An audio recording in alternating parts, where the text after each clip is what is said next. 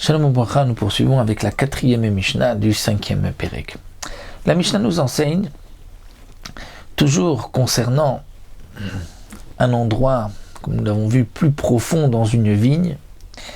La Mishnah vient nous dire que si nous avons Gefen, Shei, Netwa, Begat, Obeneka, nous avons une seule vigne qui est plantée dans un Neka, c'est une crevasse, un trou dans un champ, ou bien Gat, c'est un endroit où généralement on mettait le raisin là-bas pour l'écraser, pour le presser.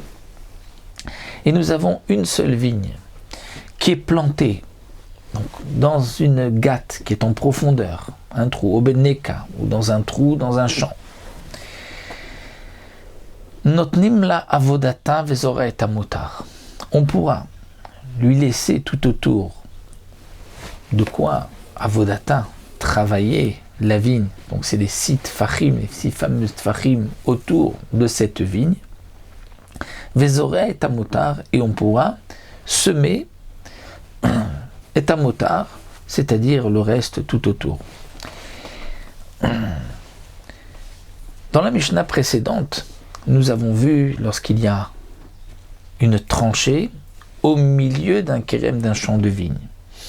Ici, nous avons un trou, mais il y a une seule vigne à l'intérieur. Eh bien, on devra quand même laisser 6 tfachim de chaque côté pour pouvoir semer et amotar, c'est-à-dire la surface qui est autour. Rabbi Yossé Omer, Imen Shamar Ba'amot, le Yavizera Lesham. D'après Tanakama, le chidouche, on va laisser juste 6 tfachim, on pourra semer, c'est bien qu'on est dans un trou, donc on pourrait dire que le tout paraît être un mélange.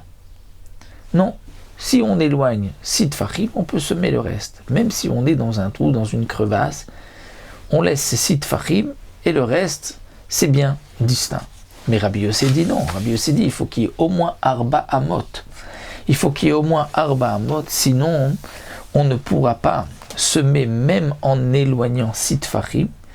Sinon, Loya Vizera Lesham, s'il n'y a pas Arba Amot, tu ne pourras pas semer parce que ceci, étant donné que c'est en profondeur, paraît être comme un endroit où il y a une vigne, tout est comme rattaché, s'annule à la vigne. Et donc, c'est pour cela que pour Rabbi Yossé, on ne pourra pas juste s'éloigner 6 tfachim et semer. Parce que comme c'est en profondeur, donc il semblerait ici que nous avons une vigne avec de la récolte plantée tout autour. Donc pour Rabbi Yossé, il faut qu'il y ait au moins Arba Amot pour pouvoir planter en s'éloignant bien sûr toujours 6 tfachim de la vigne. Va bait shebekerem zorim betocho. La Mishnah termine en disant que si nous avons une maison Sheba Kerem qui se trouve dans un champ de vignes, c'est-à-dire que tout autour de la maison il y a des vignes, Zorim Betocha, on pourra semer à l'intérieur étant donné que les murs de la maison font séparation entre les vignes. Même s'il y a des vignes de tous les côtés, des 4 côtés de la maison, on ne dira pas le fait qu'il y ait des vignes tout autour, donc les murs de la maison ne font pas séparation. Si les murs font séparation comme nous l'avons vu, on peut d'un côté il y a les vignes, de l'autre côté, donc à l'intérieur de la maison, on peut semer du blé, on peut semer de la récolte, on peut semer des légumes et il n'y a pas de problème de kilaïm. C'est vrai que nous avons vu qu'à chaque fois qu'il y a un guéder, donc une séparation entre les vignes, que ce soit une séparation en hauteur, on pourra donc d'un côté planter les vignes, de l'autre côté du blé, ou comme dans le cas de la tranchée, où c'est une séparation en profondeur, même si en haut il y a des vignes, en bas tout de suite on pourra semer du blé. Donc le chidouche de la Mishnah, dit le Barthénora, c'est étant donné que ici les murs de la maison sont entourés des 4 côtés, on aurait pu croire que puisque c'est entouré des 4 côtés, donc les murs de la maison ne font pas séparation.